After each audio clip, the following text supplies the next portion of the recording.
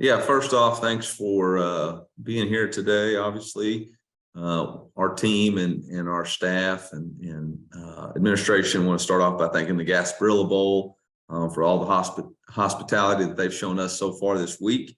It's been first class, obviously, to be in Tampa.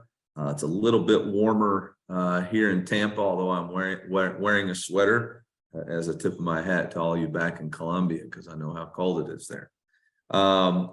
Very excited about this signing class. I'm going to try not to say very excited as many times as possible in this press conference, but it's always a good day when you're able to add talent to your roster and to the brotherhood.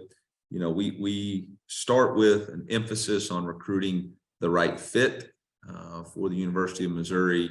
We were able to sign a lot of really good football players, 7 players from the state of Missouri, 3 from the state of Texas, 2 from Florida, 1 from Tennessee, South Carolina, Illinois, Indiana, 1 from Louisiana, 1 from Arkansas, 1 from Mississippi, 1 from Washington, and 1 from Georgia.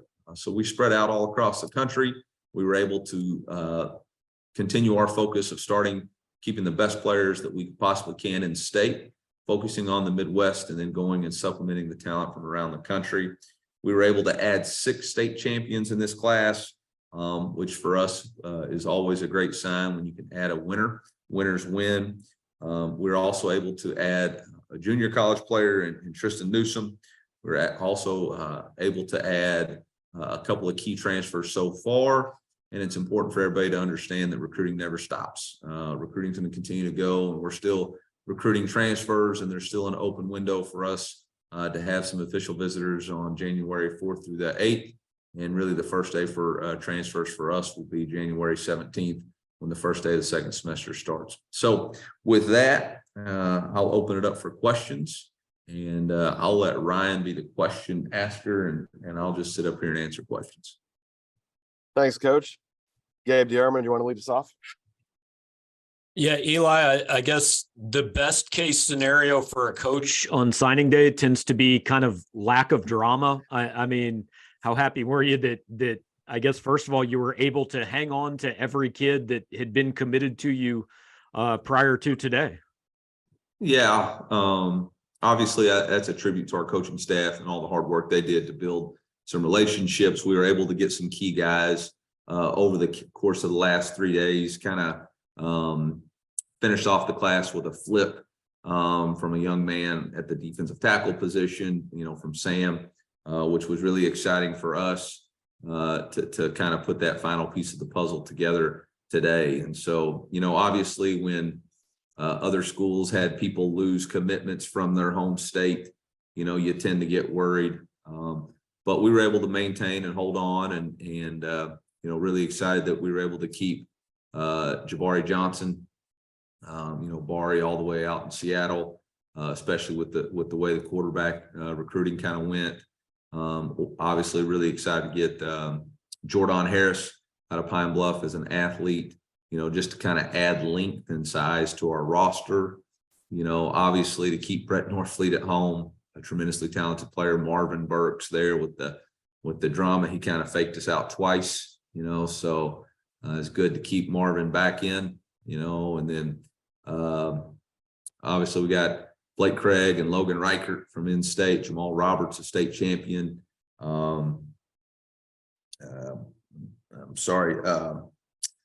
Josh Manning, tremendous player for us from inside the state. Nick Villoch from right across the border. So again, some really good players that we were able to add. We'll go next to Kenny Van Doren. Yeah, Eli, you brought up Sam there. What kind of led to that late push for him, and what did Al Davis really see in him that made him, try to get him to flip from Wake? Yeah, Sam was a guy that we had went and watched and seen on a Friday night. And, defensive tackle is a position that in this league, you've got to be really good. When we took over in last year, we had to sign 4 transfers out of the portal to get the size that we needed at that position. And obviously Sam's 6'3" and a half, and he's already 305, and he's got great bend and size. And welcome, Dave. And so we're excited to, for us to find a way to get him on our roster. It's hard to recruit that kind of size. And when you add him along with Marquise Graciel and Jalen Marshall in the previous class, you really have the nuts and bolts in the size requirements in the trenches. Gerard Hamilton. Coach, is there a different level of satisfaction when you can flip a recruit as opposed to just regularly, getting them yourselves? And kind of a second part to that, is there a different level of satisfaction from flipping that recruit when they're a conference opponent that you'll play or a bowl game opponent?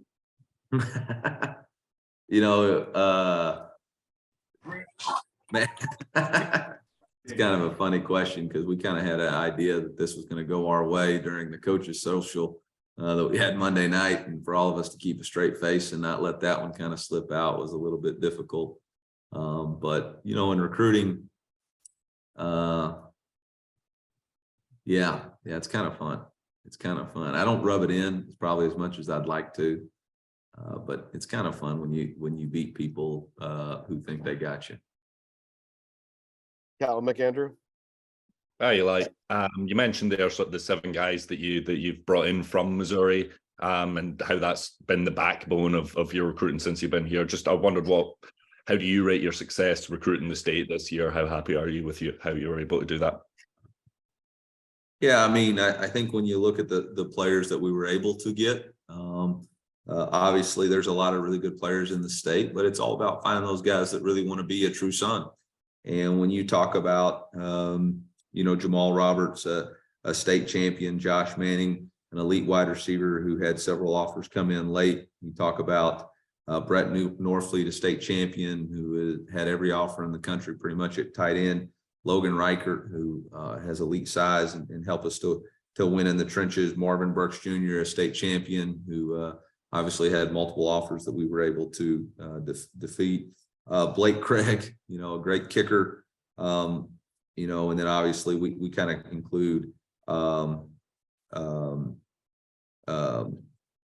Nick DeLoach there, and that same thing being right there, right across the river. So very excited about those guys and our ability to attract quality players. And again, as they see local players play for us and contributing, like Luther Burden is contributing right now, and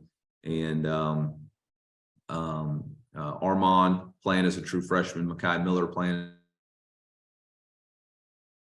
guys that even Dominic Lovett, first team All SEC player, from St. Louis, from Missouri, that are getting their opportunities to really compete as we're continuing to demonstrate. Not only are we recruiting those guys, but we're recruiting guys who have the opportunity to play. I think it's going to continue to help us do a better job of locking down the borders. Jack Sobel. Eli, with Jabari Johnson, what kind of quarterback is he? What can Mizzou fans expect from him? Yeah, I mean, Jabari one's a born leader, and that's something that at that position you got to always be excited about. He's a playmaker both with his feet and with his arm. Have been able to watch him on the basketball court, and is a natural, fluid athlete who can also distribute. Now, he says he's a shooter. I think he's more of a passer, but I digress on that. But he's got the ability to really throw. He's an accurate deep ball thrower, but he's also got that B button quickness and shake and bake ability. Dave Matter. Hey Eli, how does Theo Watts kind of fit into your offense? Is he sort of a plug and play guy since he's played a lot at Power 5 level?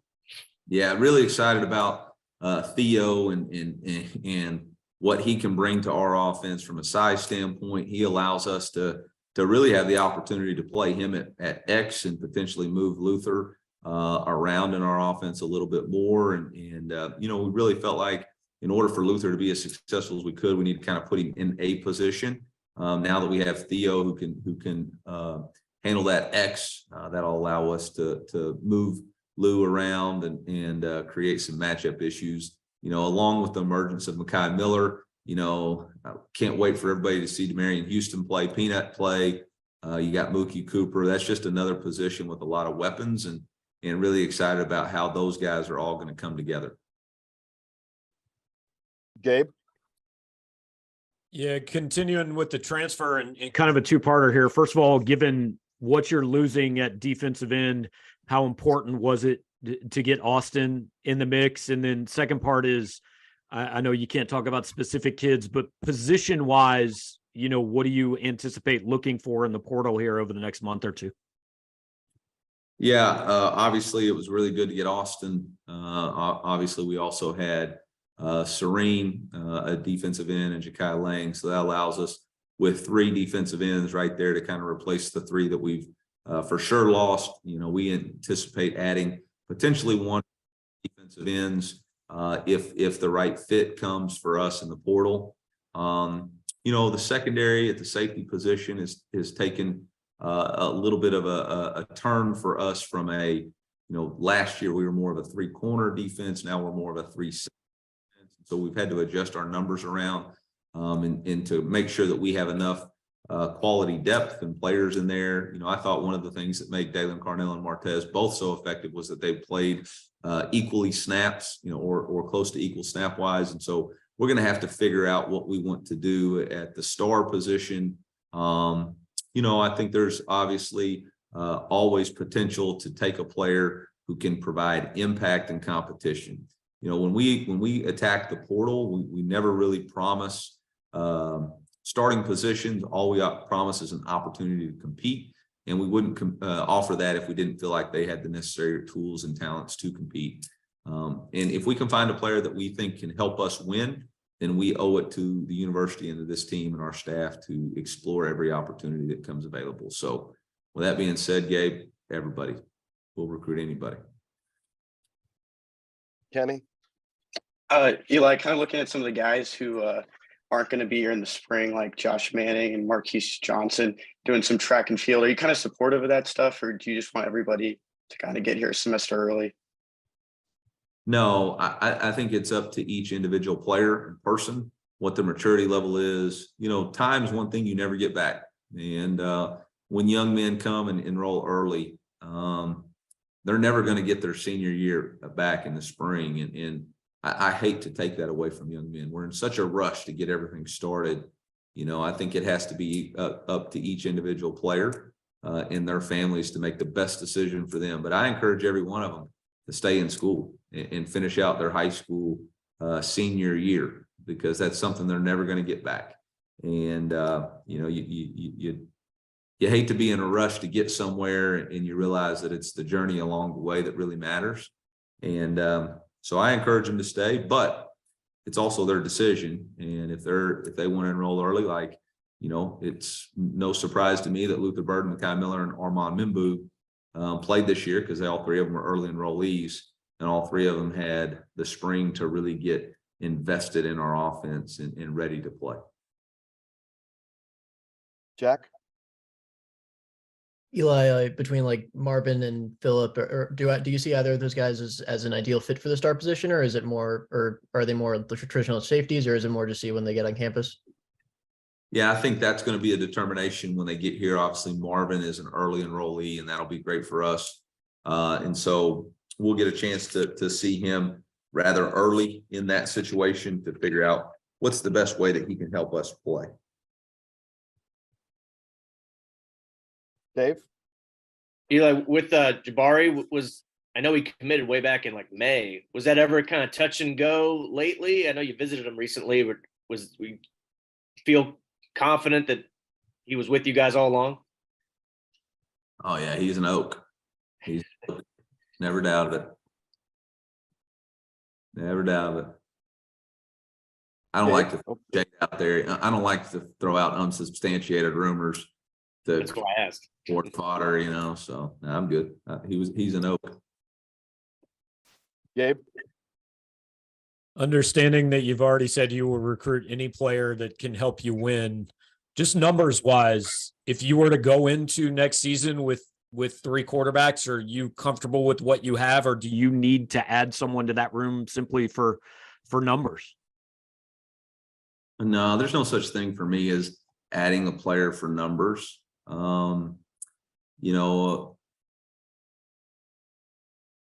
2 years ago, going into this year, we really had 3 scholarship quarterbacks on our roster.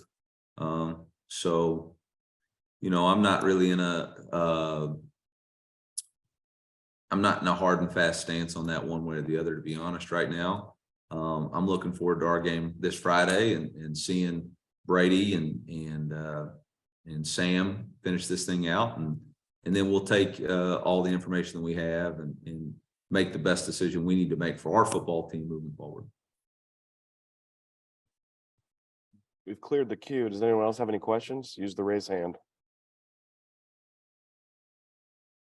All right, seeing none. Thank you, everybody. Oh, I had a question. How cold is it in Columbia?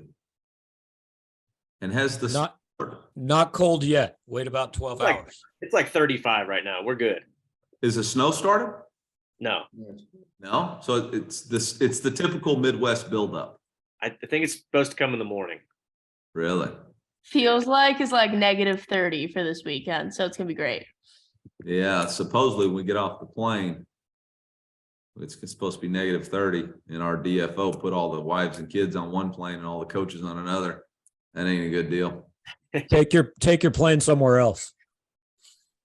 Tampa. Yep. So, well, hey, good luck to Coach Gates and our men's basketball team tomorrow night in bragging rights, and let's go get one for the Tigers, MIZ.